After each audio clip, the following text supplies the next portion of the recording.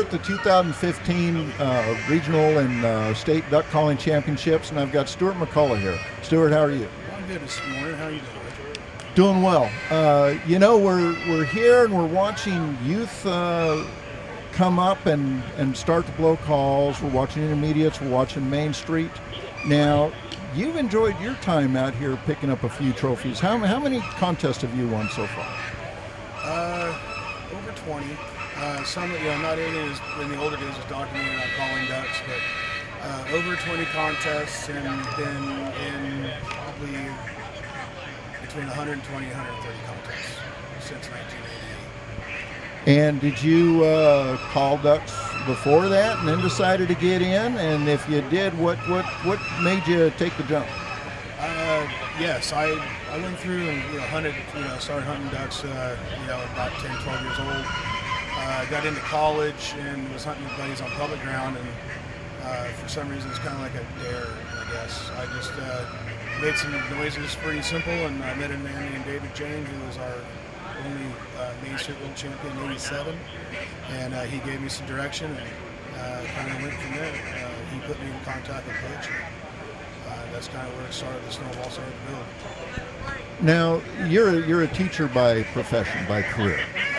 And we've already mentioned the kids and them growing up and such. And you've mentored a number of kids. In fact, your nickname is the Godfather, I believe. It's pretty cool to be a godfather when you're Scottish, but yes, we went out and realized that people wanted to call, and we were learning. And then for a number of years, I had my shop open 2 nights a week at school, several months before our contest. And we had not just kids, we had adults, and everybody practiced the same way. And we had conference calls with Butch over the phone and Jimbo over the phone, listening to people in the shop. And for several years, we had large groups, not large, even the teams, making rotations through the shop, and we learned from each other, not just from that person. So it was a pretty unique experience back in the early 2000s. From like '99 to 2004. It was really fun. We had so many kids that were just from our community and surrounding communities, kind of adults, and everybody made it a rotation. We had like mini contests every night. And they just kind of critique each other and moved on. It was really good. Now, being the teacher and helping out these kids, it's neat to see one take it, get up there and win it and such. Can you tell me a little bit about the successes of your students? Well, we've had, we've been fortunate to have 2 world championships come with students that I was fortunate to work with, and also spent a lot of time with Butch. But we had kids that were young when they started that did very well along. Stuart McCullough, he was coming to the shop and he was traveling with Brett. Brett Crow was 17 when I met him. Stuart was like 14, I think, when he and Brett and Tim Hudson and I started traveling together.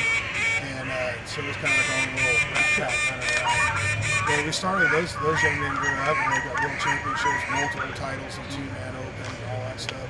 And then, recently we had the fortune of working with Greg Hubble Jr., Ryan Shabani, we had Colton Stillwell, who was real strong, that kind of came up, and we started working stuff here, and we were able to put those young men also in touch with Butch to get the final finishes at World Championships and strong finishes. So real fortunate to have those kids come through.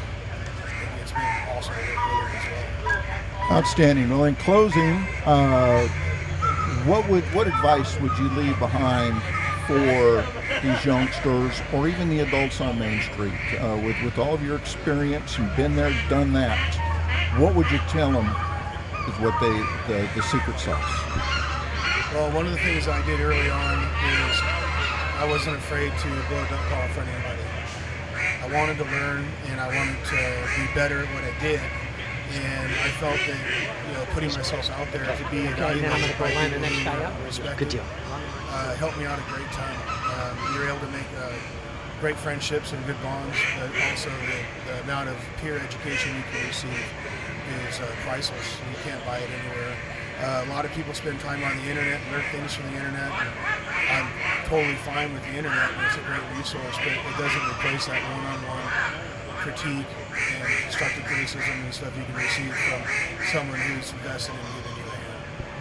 I have one last request, and you can just give me a nod of the head here. You're famous for your woody woodpecker. You're famous for your chicken and your rooster. And mosquito? Mosquito. Sometime during the event, I need you to do that.